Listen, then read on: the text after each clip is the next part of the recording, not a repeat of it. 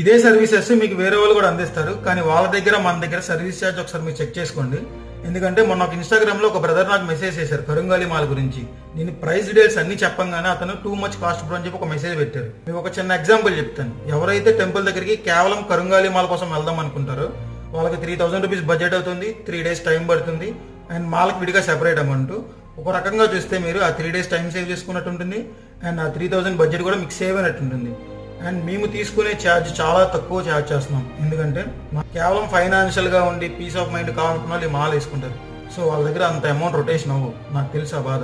So అందుకని చెప్పి మేము చాలా తక్కువ ఛార్జ్తో ఈ సర్వీస్ అనేది అందిస్తున్నాము. ఇదండి, మేము ఎవరిని ఫోర్స్ చేయట్లేదు.